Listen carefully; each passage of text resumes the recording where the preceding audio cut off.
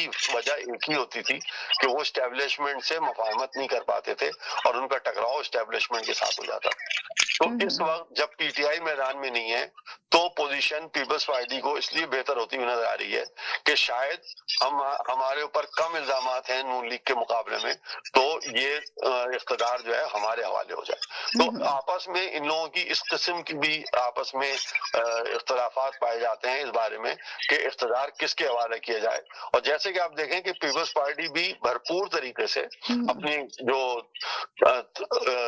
तंज के तीर होते हैं या इंतखाबी तकारीर होती हैं वो बिल्कुल इसी तरीके से कर रहे हैं और कहीं भी पीएमएल नून को खुला मौका नहीं दे रहा है, क्योंकि उनको वो भी एक अरसे तक इसी पीडीएम के इत्तेहाद में शामिल थे, लेकिन अपने आप को वो उस 16 महीने के अंदर अपने आप को बिल्कुल साइलेंट डिक्लेयर करने की कोशिश कर रहे हैं कि हमारा वो किरदार नहीं था उस 16 महीने में जो मरकजी पार्टनर या पीडीएम में नून लीग का किरदार था। तो पार्टनर तो आप भी थे ना उसके अंदर, बाहर तो नहीं थे उस इख्तिदार के अंदर, लेकिन क्योंकि उनके पास सिर्फ और सिर्फ चंद एक सबसे बड़ा ओहदा उनके पास वजारत खारजा का ही था और वजारत खारजा अंदरूनी मामलात में इतना इंटरफेयर नहीं करता, इसलिए वो अपने आप को वहां पे ग्रीन सिग्नल लेने की कोशिश कर रहे हैं और इसी वजह से वो बढ़ चढ़ के नून लीग के ऊपर अटैक भी कर रहे हैं। और जिसका नतीजा आपने ये देखा था कि जब ये बाहर निकल के इतना अटैक होने लगा तो इनके अटैक करवाने, इनको प्रॉपर अटैक कराने के लिए या इनको खामोश कराने के लिए या मुज़ाकराती टेबल पे लाने के लिए इनके लिए सिंध के अंदर से आपका बशीर मेमन जैसे को वहां पे सदर बनाया गया, क्योंकि जिस तरीके से बिल्कुल सेम चीज वही हुई की उन्होंने जो बाद में पीटीआई ने की कि अपने वकीलों के हवाले कर दी हुकूमत, और नून लीग के अंदर नून लीग ने सिंध के अंदर वो बशीर मेमन जो डीजी एफआईए को साबका डीजी एफआईए जो थे उनके हवाले कर दी।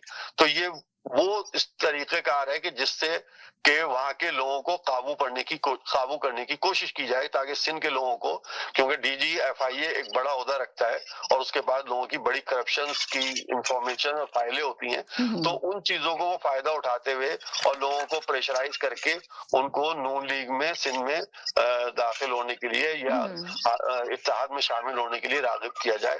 और उसके नतीजे में उन्होंने उसके बाद आपने देखा कि उन्होंने राव अनवार को सामने लेके आए इसी तरीके से और पीपल्स पार्टी के खिलाफ पीपल्स पार्टी के खिलाफ बयान भी लाए गए। जी, क्या मकसद था इस सिलसिले में? जी, उसका बिल्कुल यही मकसद था कि उनको प्रेशर में लाया जाए और कम से कम जब प्रेशर में लाया जाए तो और उनको ये बताया जाए कि देखें हम जो करना चाहते हैं वो हम करके दिखा देते हैं। ये चीज उन्होंने बताई गई, लाजमी बात है कर सकते हैं जी। और अगर आप हमारे खिलाफ बोलेंगे तो हम आपके खिलाफ बोलेंगे, या तो हम दोनों चुप हो जाते हैं या आप हमारे खिलाफ नहीं बोले हम इसको भी चुप करवा लेंगे।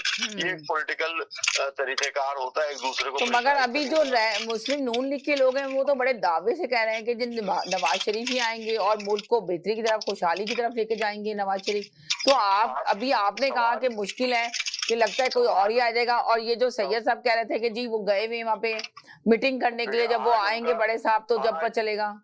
आज उनकी हमारे चीफ ऑफ आर्मी स्टाफ की उसका रिजल्ट आ गया था। एक मिनट के लिए जज भाई जरा इनका रिजल्ट पूछ लें। आज सुन लेना, आज वो डिफेंस सेक्रेटरी से मुलाकात हुई है उनकी, मीटिंग का रिजल्ट आ गया है। ड्रोन हमलों के लिए जगहें दे दी गई, वो रिजल्ट आ गया। क्या रिजल्ट आ गया?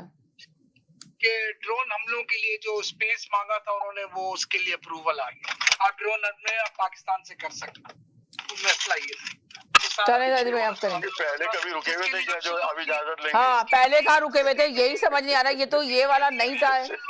सैयद साहब को पता नहीं है कि वो किस वजह से गए थे, कौन सी मीटिंग थी उनकी, क्या था?